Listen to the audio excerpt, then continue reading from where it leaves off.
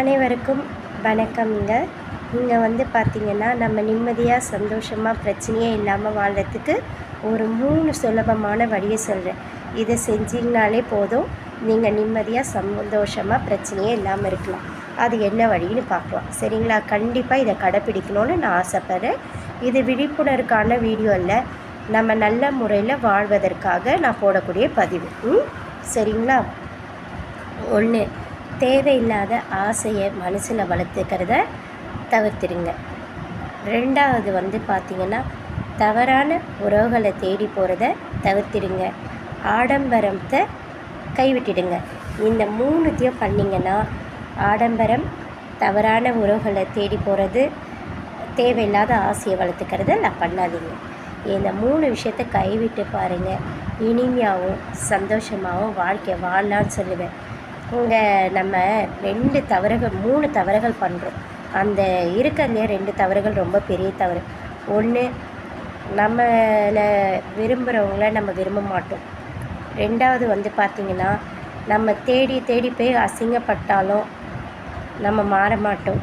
இன்னொன்று, நம்மளை கூடயே இருக்கிறவங்க, நம்மளையே நம்பி இருக்கிறவங்கள நம்ம உதாசீனப்படுத்துவோம்.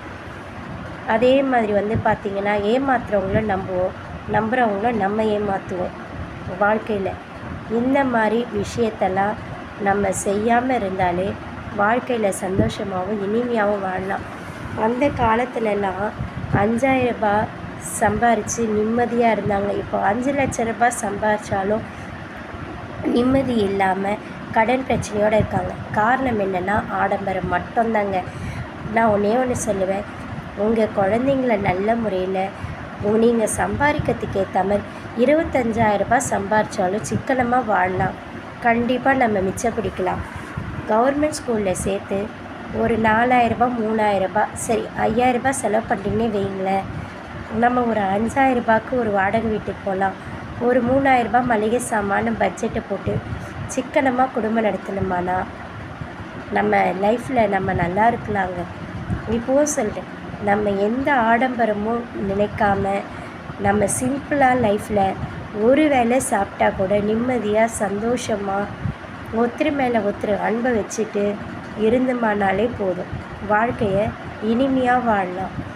சாகிற வரைக்கும் சந்தோஷமாக இருக்கலாம்.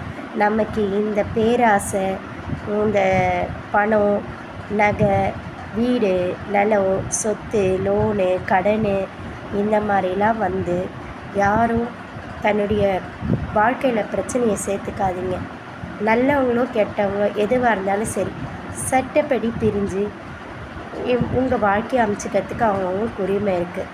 தேவையில்லாமல் உன்னை பண்ணி ஒருத்தவங்களுடைய வாழ்க்கையை கெடுத்து இதெல்லாம் தயவு செஞ்சு பண்ணாதீங்க. வாழ்க்கையில் பிறப்பு ஒரு முறை தான், இறப்பு ஒரு முறை தான். இடப்பட்ட காலத்தில் நம்ம உயிரோடு இருக்க வரைக்கும் வாழ்கிறது தான். ஒரு நாளும் நம்மளுக்கு போய்கிட்டு இருக்கிறது என்ன சொல்லுவேன், பொன்னான நேரம் தான் சொல்லுவேன். முடிஞ்ச அளவுக்கு நேரம், வயசு, காலம் இதெல்லாம் போயிட்டா திரும்பி வராது. ஒன்ஸ் போயிடுச்சுன்னா போனது தான். அதனால் அதை புரிஞ்சு நல்ல முறையில் வாழ பாருங்கள். சந்தோஷமாகவும் பிரச்சனை இல்லாமலேயும் புரிஞ்சு நம்ம வாழ்க்கையில் ஒரு நாளும் பட்ஜெட்டை போட்டு குடும்பம் நடத்த பாருங்கள். பிரச்சனையே இல்லாமல் இருக்க பாருங்கள்.